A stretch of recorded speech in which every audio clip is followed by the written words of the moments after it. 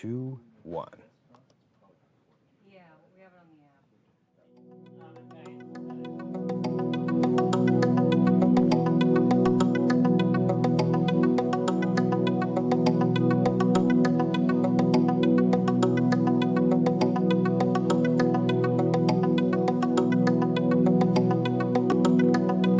First, live, local. This is Fox 12 Now. And hello, everyone. Welcome to Fox 12 Now. I'm Greg Nibbler. I wanted to pull that up there. That is a shot there on the Vancouver waterfront from our Mariel camera, and that is a pretty great looking shot right there. I think a lot of people are out there enjoying the weather. So if you are, congratulations. Hopefully you're still live streaming us too, but you can do that anytime. Again, this is Fox 12 Now. We live stream here every weekday starting at 1 p.m. We are on our website, our apps, and on YouTube and Facebook. So lots of places to find us. And of course, you can go to all those places and watch these videos afterwards and the segments and conversations that we get to have. Today, we're talking about Share Vancouver, which is a nonprofit in Vancouver, Washington, that helps those in need, providing food and even providing shelter, housing assistance, a lot of things. And to talk all about that right now, we have the food services manager himself, Wade Schaible, joining us. And Wade, thank you very much for being here with us today. Appreciate you having some time to talk to us out of your schedule. And, to start off, could you just tell us a little bit about yourself and about the organization as a whole? Yeah, thank you so much for giving me an opportunity to shine a light on Share. We appreciate it. I'm the food services manager, so I'm responsible for all the hot meals programs for Share.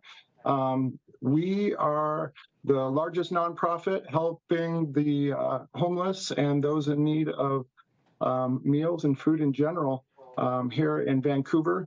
It started in '79 with a bunch of volunteers doing sack lunches and has kind of evolved into what it is today. Our programs at Share vary. We help with people with housing and getting into properties, families. We have a backpacks program where we help feed kids going to school that might not have enough in their budget to eat properly while they're in school. And then we have 4 different shelters, 2 family shelters, men's shelter where my kitchen is located, and then a women's shelter as well. And we do 3 hot meals a day, or 2 hot meals a day. We do a breakfast and lunch during the week, and then we do a sack lunch at lunchtime. That's a lot of different ways that you're helping people out there. Wade, for you, how did you get into this? I had done a similar position many years ago with Janus Youth Programs, loved it, but just couldn't afford to stay in that position with what I was making at the time. I've been volunteering with Share for about the past 5 years, and their development director, a wonderful lady by the name of Kim Hash, reached out to me when they created this position and said, "Hey, I remember you loving this position in the past. Is this something you'd be willing to switch back into?" And thankfully I did, and absolutely, yeah, love it there. It's a great opportunity, and I think it's really important that we see the faces of those people that are struggling. They're the most appreciative group of people I've ever cooked for, and it's, just being able to do what I do and know that I'm helping in some way is definitely an advantage of having this position for sure. That's a pretty amazing sentiment and statement there to have that. So when you're talking about, providing the food, can you walk us through, how you acquire that, how the funding works, and how you get the resources needed to help out with this? That's a great question. I appreciate that. About 90% of what I cook has been donated to the program, or I get through the food bank, Washington Clark County Food Bank. They're a wonderful partner of ours that I couldn't do my job without. Share runs off of 2,600 volunteers that put in over 26,000 hours each year. So even though I have a very limited staff, I have a couple of talented chefs working with me right now. A lot of the heavy lifting is done by volunteers, and each shift we have an opportunity for up to 4 volunteers to help me with hot meal service. And it can be anything from making lunches to helping me prep things in the kitchen and literally get the meal served to people. A lot of that is done by volunteers. If anyone's ever interested, it's a pretty easy thing to get into. You can just go to Share's website at sharevancouver.org and go to volunteers. And once you fill out an application, you'll get to see which of those volunteer opportunities work good for you. We have not opportunities just in the kitchen itself, but we have a warehouse where we provide goods for families, mostly groceries, clothing, things like that. So if somebody doesn't really feel food handy or want to be in that environment, there's lots of other really good opportunities for people to help, because we really couldn't do it without them. I tell people my job's a lot like Chopped.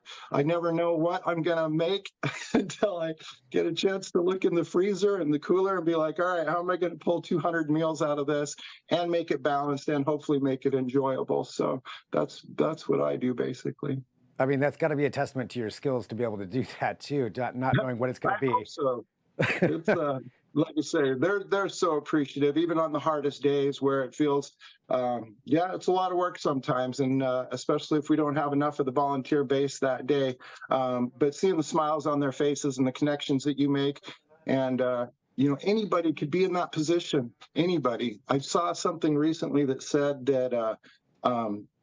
Payroll.org did a survey, and it said that 76% of the people in the United States were living check to check. And that's up 6% from the previous year. So when you look at the girth of Americans, anybody could fall into this. It's just one bad day or losing a house, or, I've heard so many different instances of how people end up there. And, if we're a community, those are our neighbors. And we need to take care of those people just like we would in our own church, looking out for those of us around us. Those people down the street, we don't always know their name, but it doesn't mean they're not going to need help all the same. So we believe every person counts. And, if we're going to make this a community where all of us can, be happy and survive, we've got to take care of all of us, regardless of what that looks like sometimes. What are some of the biggest challenges that you've faced here more recently? We're a nonprofit, so funding is always tough. We're always looking for partners. We've got a gala on the 13th of this month, which brings in a lot of donations and a lot of focus on us.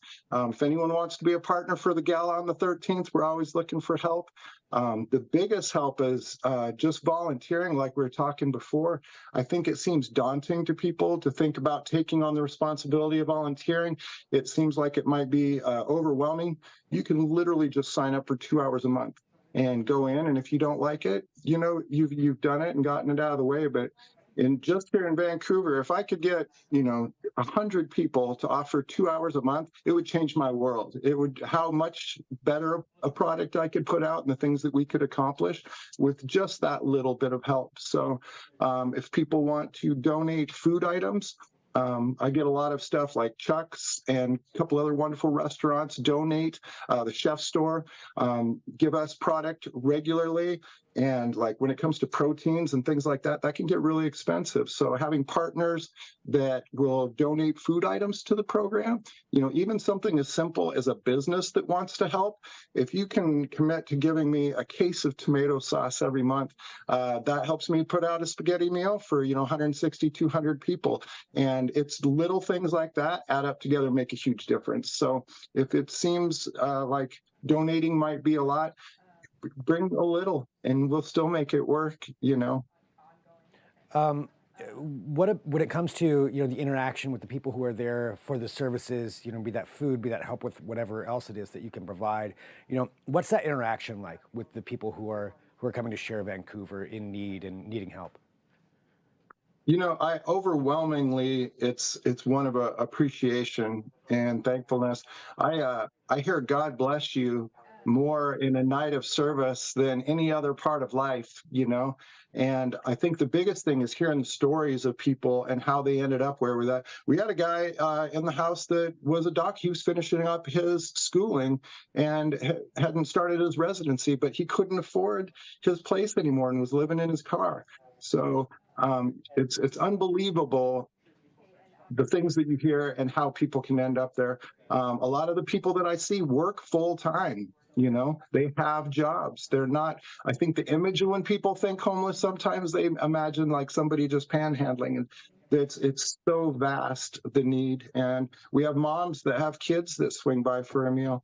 At our shelter, we're open to the general public. So if you need to eat, if you don't have the means to feed yourself, you're welcome to walk through the doors, and we're happy to make sure you leave full if possible.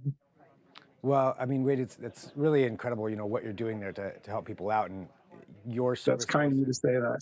Well, I mean, it is. This is something that's obviously very, very needed and, appreciated by the community. And as you mentioned, I think something you said before, a bad day could have somebody, in this position. And Absolutely. it teeters for a lot of people. Yeah. And Right. that's why things like this are important. And I think, my final question for you too, and you gave some great advice there for how people can volunteer, but what would you say is the biggest thing that you would like the public to know about Share Vancouver and just about the community as a whole that you're helping? I think the biggest thing is don't be afraid to reach out and see how you fit in. If you want to help, so many people you talk to is like, oh, I'd love to be involved with that. It's really easy. And, we really need the help at the warehouse helping with things. My friend who runs the backpacks program, they make sure that over 650 kids go to school and home with enough food for them and their family. And those are things that I think we can all get behind. If I think so much of people's time anymore is seeing how we're divided. It seems to be the focus through a lot of avenues. And one thing I think we all unite over is community. Like, we all want our community to be healthy.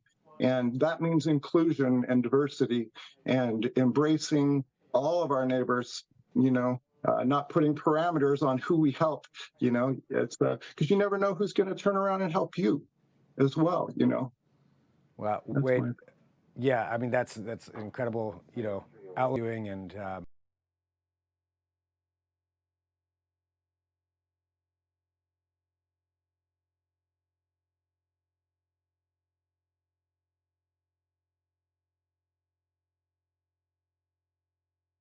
about it. Absolutely. I'm super appreciative. I work with a lot of amazing people, doing a lot of different things, getting housing for people, helping with deposits for people, teaching people how to apply for rent. We have one program, an outreach program called Talking Trash, where people who have been experiencing homelessness get to work and they go clean up some of the local campsites. And while they do that, they're doing outreach. And we have an outreach program as well. Those guys are doing amazing work. So I'm lucky. I'm surrounded by really good people. I've been there just under a year. So all this groundwork was laid by greater people than I. But I'm very happy with what we're doing right now. And I've heard a lot of good things about how good the food is, which is my biggest compliment. If somebody tells me that was one of the best meals they've had as a chef, you can't hear anything better than that, So I'm lucky to be there. well, Wade, thank you very much for joining us here today. I really, really appreciate you being here on Fox 12 Now with us. Thank you, Greg. I really appreciate the opportunity. You bet. And for everybody watching too, again, this is Fox 12 Now, so I appreciate you joining our show. Lots of different segments, lots of different topics that we cover, but sometimes, shining light on an organization like Share Vancouver and what Wade is doing up there and helping people out. Coming up at 1:30 p.m., we're going to switch gears a little bit. We're actually going to be talking about Naughty Creek Animal Rescue, which is an animal rescue organization, a newer one, but 501c3 nonprofit. I'm going to talk about a pretty incredible story that they have about a dog that they found in the woods with